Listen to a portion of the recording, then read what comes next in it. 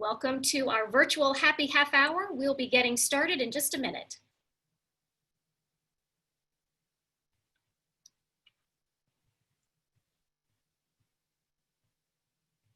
Today's webinar will be recorded and sent out to all of our participants after the session.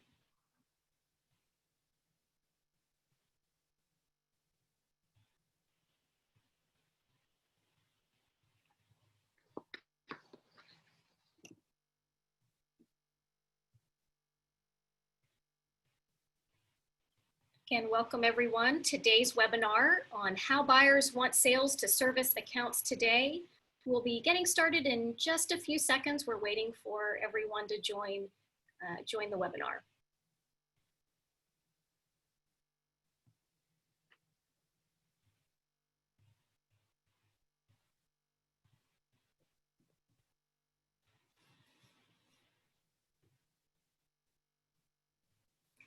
So welcome to the virtual happy half hour for July 24th on how buyers want sales to service accounts today.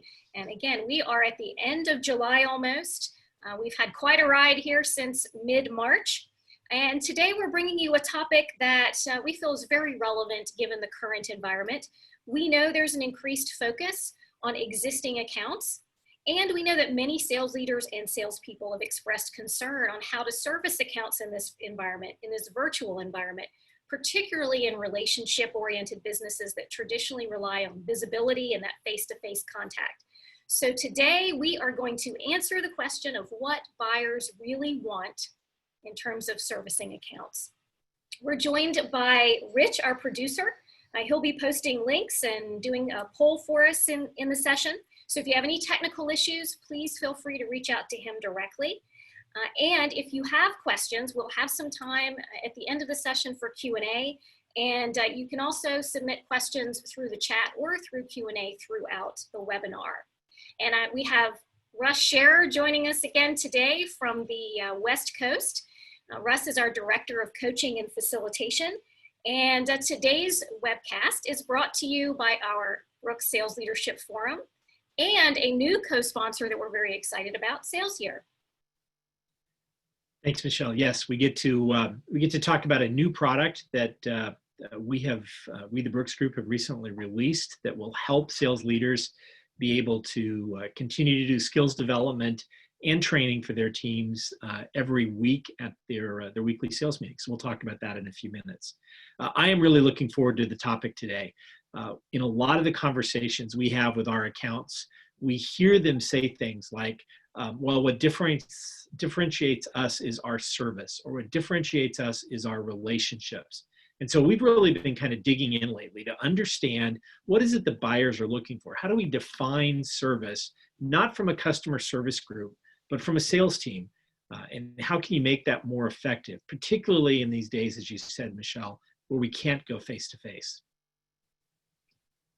So we've got kind of a couple parts to the focus today. We're going to talk a little bit about just in general how B2B sales have changed based on some data from a recent McKinsey report. And then we're going to talk about kind of 5 key attributes that we see as success, as required for success of sales teams if they really want to service their buyers well. And this comes from data and research both that we have done as well as to research that other people have done as well. So how is the B2B selling business different? And this is a survey globally of about 3,600 folks that McKinsey did. It's not just US oriented, although the last bullet is.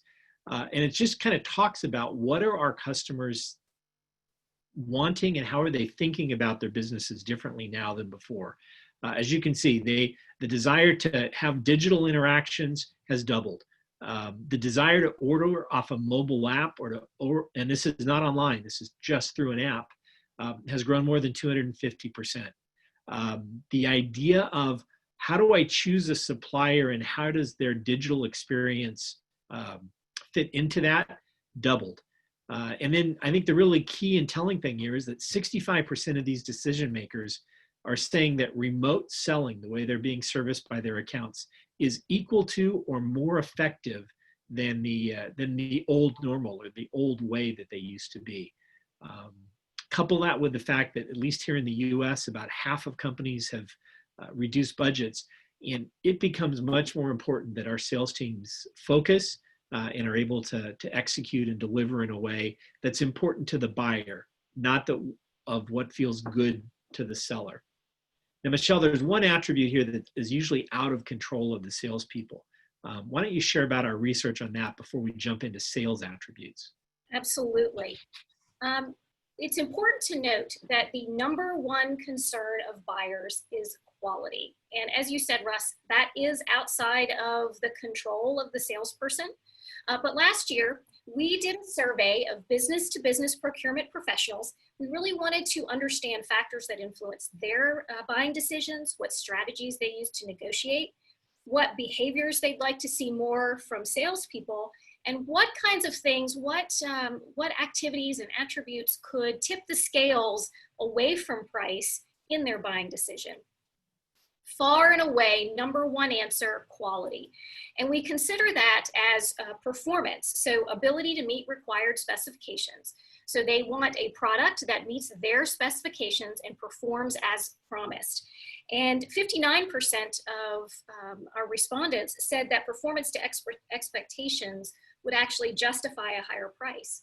So salespeople do not have control over their quality, but it is incumbent on them to really understand what the buyer's expectations are in terms of quality. What is it that they're looking for from the product or service, how they expect it to perform, so that they can then present the appropriate solution.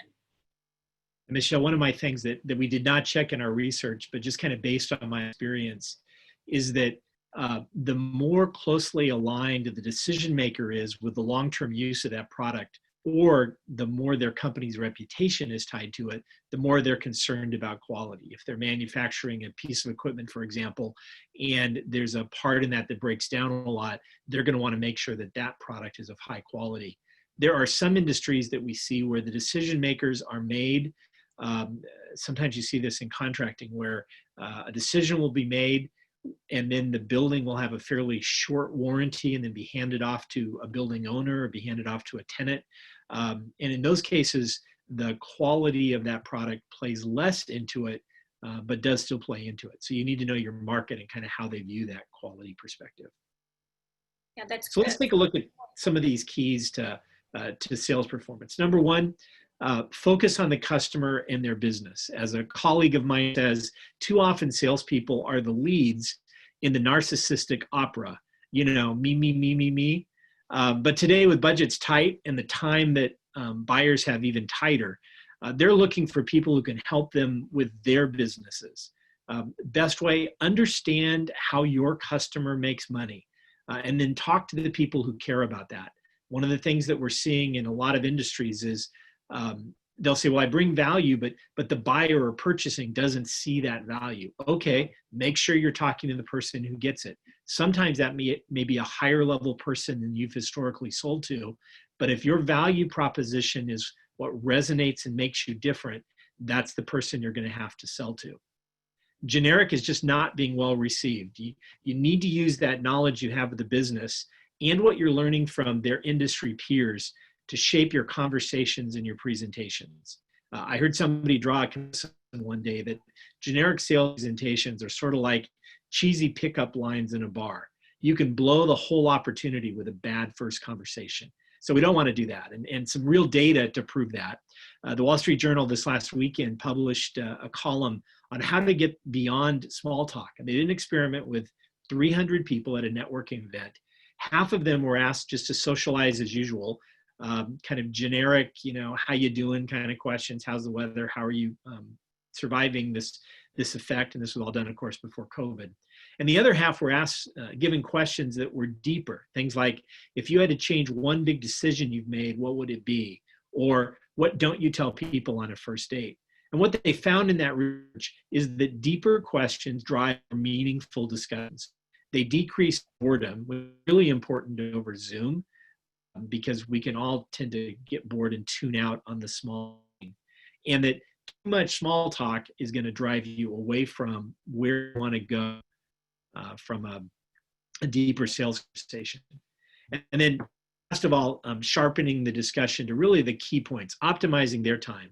There's a time for at the beginning for a human touch point, the expression of empathy, especially with those customers you've been working longer with, but be very sensitive to their time and get to the point quickly.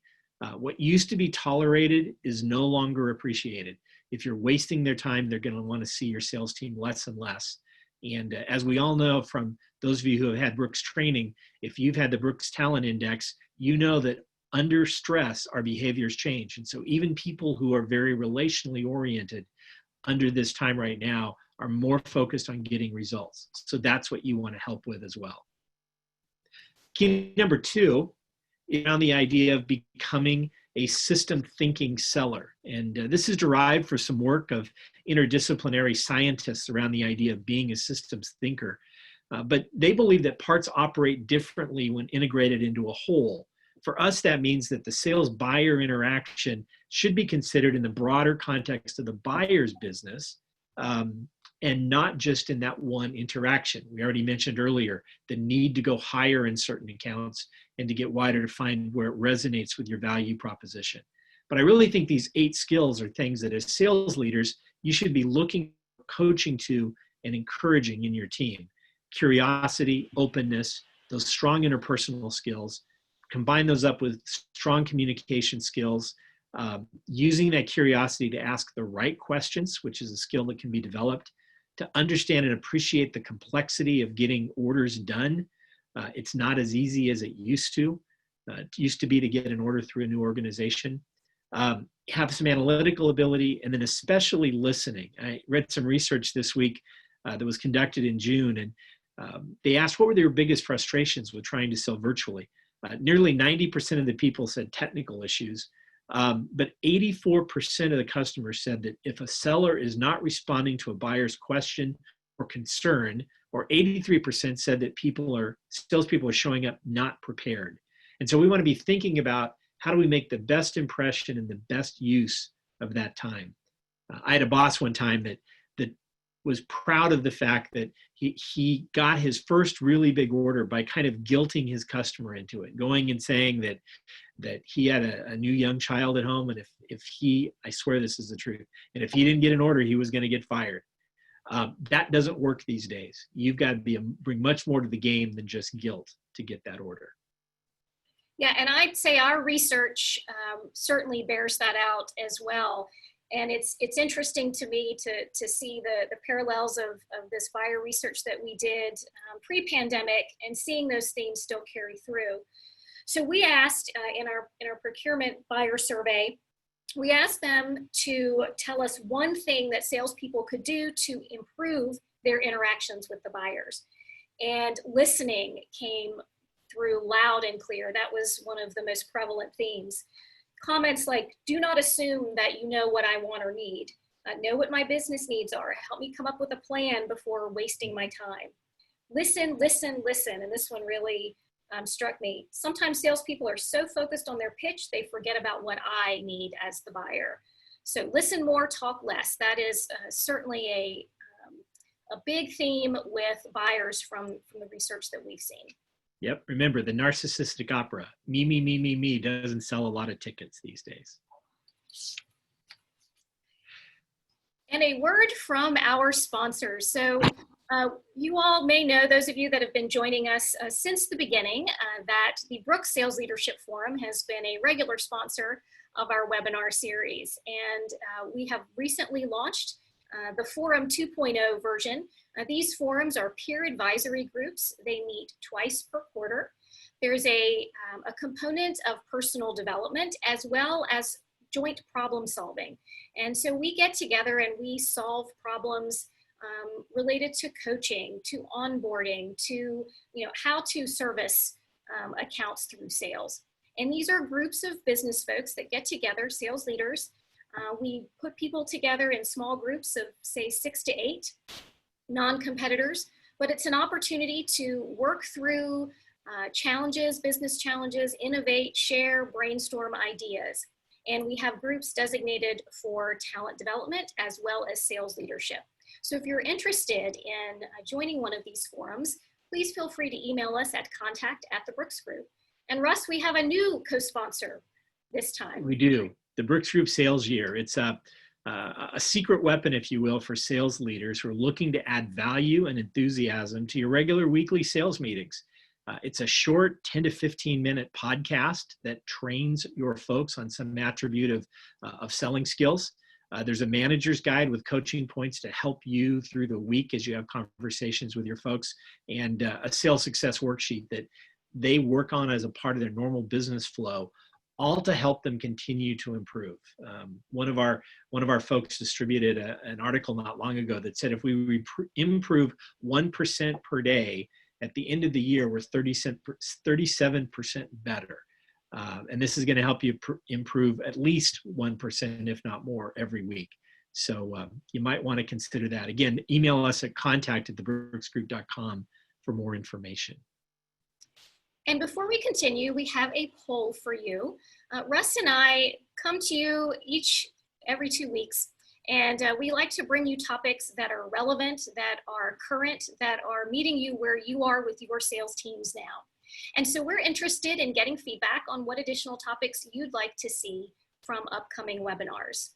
So Rich, if you could launch that poll for us, we'd like your feedback on topics that we can bring to you. If you don't see a topic that resonates on this list, please feel free to chat us some additional ideas as well. Or you're also welcome to always email those at contact@thebrooksgroup.com. And we're seeing some results come in. And it's, wow, looks like it's evenly spaced right now. A lot for how can my team close more business virtually? And again, we do pay very close attention to these poll results. And we really want to make sure that we are bringing you topics that resonate. All right. And let's end that poll and share the results. So it looks like the winner right now is how can my team close more business virtually, followed by how can my team prospect better virtually. So those seem to be the top two topics. So more to come, and we will be looking into those topics for future webinars. Thank you very much for your feedback. We'll right now at least plan on maybe those being the topics for August, although stay tuned because as things change, you never know when a breaking issue might bring us up more. All right, let's move on to the last three kind of keys. And we're always trying to understand what it is that buyers are looking for in salespeople. And as I mentioned earlier, this idea of a relationship or a service is a thing that we hear from a lot of folks. And it turns out that when they can't show up face-to-face, or if they can't focus on what I call the 4 S's, which is showing up, snacks, swag, and samples, then they think they're not supporting their servicing their customers. And one of the things that we found is that's not what buyers want. In fact, in a recent survey we did, visibility, that is being on site, showing all the time, is not at the bottom of the list, but it's next to last in a list of 10 attributes that salespeople, that buyers are looking for. And so throughout our research, we've kind of found 3 keys to success. Number 1, transparency. And this is really defined as being clear about all of the transactions and especially the transaction costs. And honesty is the number 1 word they talk about, or buyers talk about, when they're looking for transparency. When a salesperson won't tell them that a product is out of inventory until after they get the order, or a salesperson forgets to include shipping charges or other one-time charges or special terms. All of those things make a buyer who's made a decision to go with you look bad to their boss and to the people that they're supporting. So number 1 is keep it clear. Make sure that you understand all the costs before they make that commitment. And then second of all is let them know when issues arise. Be consistent with your pricing.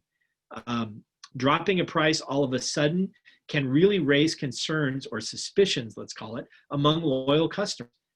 I've heard buyers say, boy, if the price drops 15% because they're trying to get an order, I'll ask myself, Are they going out of business? Or maybe worse, have they been ripping me off in the past? When someone we know acts erratic in their personal life, we are concerned. Yet some salespeople think that's a normal standard operating procedure.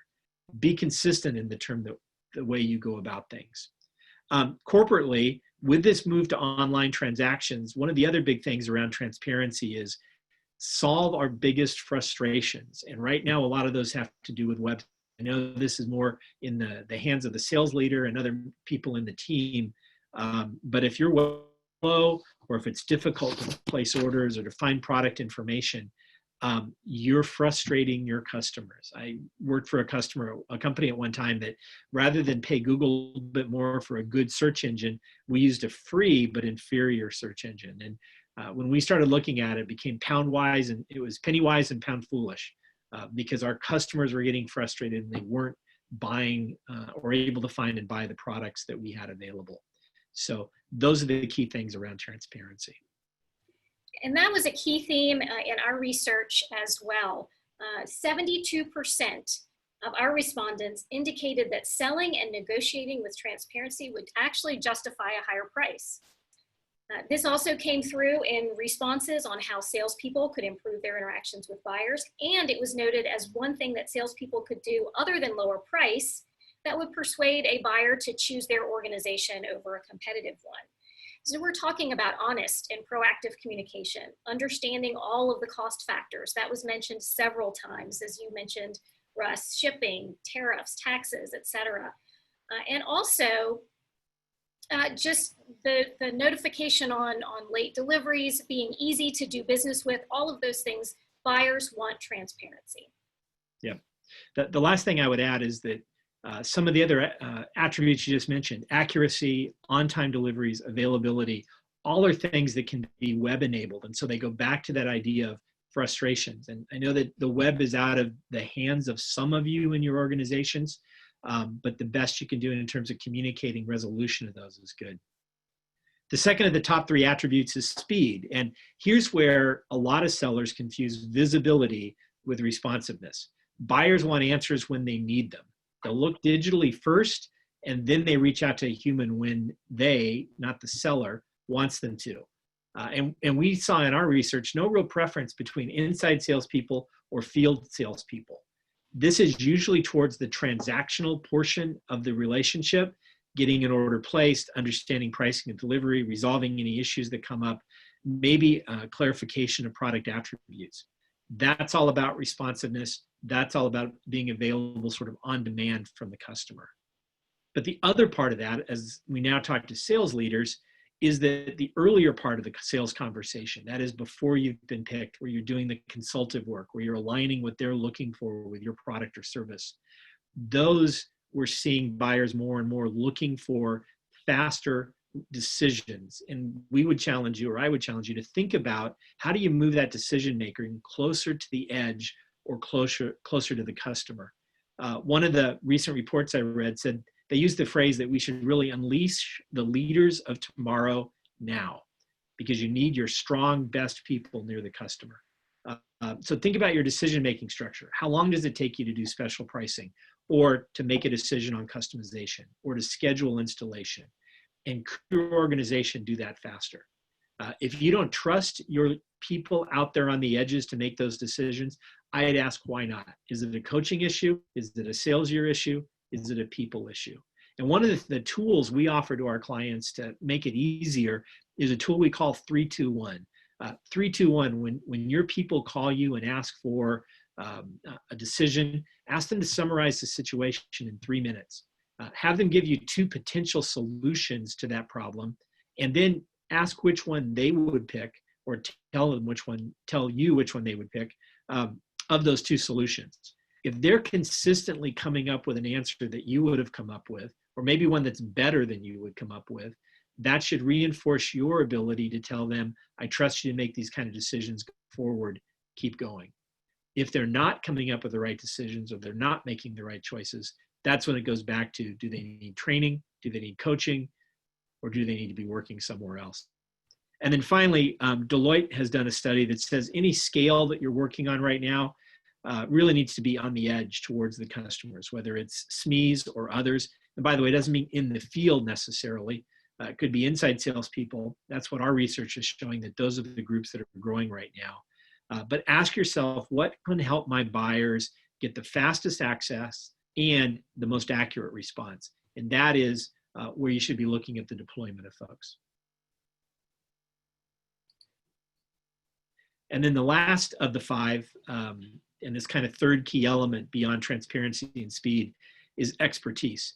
And this is that deep understanding of not just your product or service, but also how it fits in the application. And we're seeing a shift right now that's kind of interesting. Number one is that buyers are no longer looking for just the right answer, but they're looking for what works. I think that's a fact that things are compressed on time, but also if you can look at a requirement or an RFP and help them come up with something that solves the problem, maybe using a different approach or especially a lower cost approach, then that's going to be an advantage. That's the kind of expertise they're looking for. The other kind of expertise that we hear a lot is, don't let me make a mistake. Help me not have to do rework. Help me not have to have a quality issue. Help me not have to send a crew out the second time to do an installation, because they recognize the cost of those mistakes is huge. I was working with a client this week, and they shared this phrase, and I really like it. It's called service-led sales. And it's the dynamic we're seeing right now where salespeople are not allowed into buildings, but service technicians performing maintenance or installation or other services are. And when that happens, forward-looking sales leaders are training those folks to be able to ask a few questions for other opportunities. Now, they're not turning them into salespeople. They're not asking them to close the deals. But just by asking, training them on 2 or 3 questions, they can uncover new opportunities or new leads that can be followed up by sales. And then the last piece of expertise is around this idea that for most organizations, expertise doesn't live in one product. We're seeing more and more organizations with very wide product lines. It's hard to become an expert on everything. So a trend is build teams that can pursue either key opportunities or maybe to go into a new market segment. Have the teams be able to listen, learn, and self-adjust with each other, making them nimble as they pursue that deal. I know when I was managing teams, my salespeople always had different skills and different strengths. And so sometimes we would pair them up or bring in SMEs or product managers or maybe the CTO in our case, and allow the approach towards the customer to be stronger. It allowed us to contact more people inside of an organization. And as a result of that, demonstrate more value in the selling process. And Russ, our research is bearing out just as you are showing here. In our survey of procurement buyers, 59% indicated that a salesperson that helps them minimize risk and avoid mistakes would justify a higher price. And I know a lot of times we think, particularly with procurement, they're only concerned with price. And that's really not true. It's about minimizing risk, avoiding mistakes. 54% indicated that a salesperson who shared new ideas and could help them innovate would also justify a higher price and bring more value to the account. It's another great way to look at your sales team. Are they doing that on a consistent basis? And if not, why not? Are they given enough time? Are they given enough training? Or going all the way back, are they not systems thinking salespeople to understand the entire process that they're involved in? Yeah, and I think right now, especially given the current environment, what we're seeing is that buyers do crave insights. They want to know what's working. They want to know what other organizations are doing, and anything like that that your salespeople can share would be helpful and insightful and a differentiator to competitors. I'd agree, Michelle. I know you and I are doing a lot of calls. I've done a lot of calls over the last couple of weeks with clients, and it seems like there's always a part of that call where they say, well, what are you hearing that works concerning X? And X may be different for each client, but they're always curious for what's working today. So we've reached the Q&A portion of our webinar. If you've got a question, chat it to us or drop it into the Q&A. More than willing to answer it or to at least hope to be able to give some insight into any questions you might have. Again, our 5 key attributes. Make sure you're focused on the customer and their business. Become a systems thinking seller. Make sure you're thinking about how all the pieces go together, both in you and in your customer. And then have a commitment to transparency, to speed, and to expertise. Because if you're doing those things, buyers are going to not only appreciate it, but you'll be the ones who get the first callbacks. You'll be the preferred vendors. And in most cases, they'll recognize that value and give you the opportunity to not have to be the lowest price provider in all of those markets. So far, no questions. Feel free, if you do have any questions, to submit them through Q&A or through chat. Michelle, one more thing I might add is a lot of this is around kind of the attributes, and some sales leaders might say, well, how do I do this? How do I create these kinds of attributes in my sales team? I really think that the right thing to do is catch people doing right?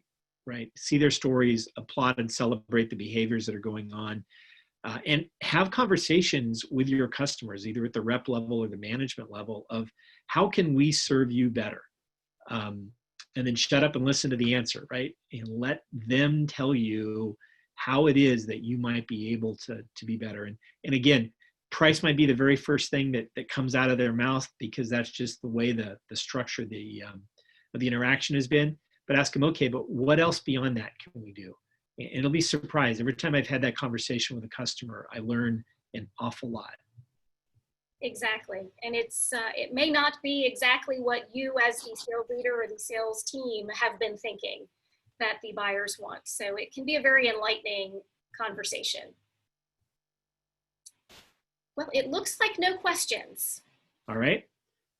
Well, in that case, our next webinar will be August 7th. Right now, we'll plan on how you can close more business, bringing some of those things that we've heard from our customers to bear. Until then, have a great last week of July for all of you closing out the month, and stay safe. Thank you.